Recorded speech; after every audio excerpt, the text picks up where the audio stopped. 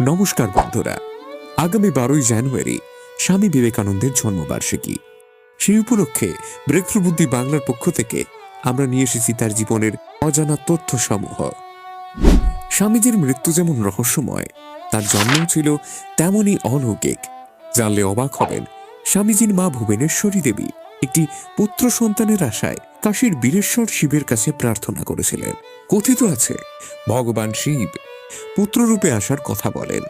1863 সালের মকর সংক্রান্তির পুণ্যলগ্নে যখন নরেন্দ্রনাথের জন্ম হয়, তখন তার গায়ের রং এবং চেহারা অবিকল এক ছোট্ট সন্ন্যাসীর মতো ছিল। এমনকি শৈশবে তার দুরন্তপনা থামাতে মাথায় গঙ্গা জল ঢেলে শিব শিব বলতে হতো। সেই ছোট্ট নরেনই পরবর্তীকালে নিজের মৃত্যুর ভবিষ্যৎবাণী নিজেই করেছিলেন। তিনি বলতেন, আমি 40 বছর বয়স অতিক্রম করব না। আর আশ্চর্যের বিষয়, 1902 সালের 4 জুলাই যখন তিনি দেহত্যাগ করেন, তখন তার বয়স ছিল ঠিক 39 বছর 5 মাস 24 দিন। ওই দিন রাতে 9টা বেজে 10 মিনিটে দীর্ঘ নিঃশ্বাস ত্যাগ করে তিনি মহাসমাধিতে বিলীন হন।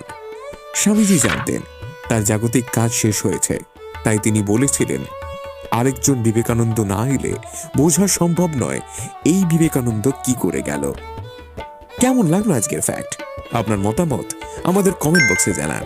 ভালো লাগলে লাইক করুন, বন্ধুদের সাথে শেয়ার করুন এবং এমন আরো নতুন নতুন অজানা ফ্যাক্ট ভিডিও দেখতে আমাদের ব্রেকথ্রু বুদ্ধি বাংলাকে ফলো ও সাবস্ক্রাইব করতে ভুলবেন না।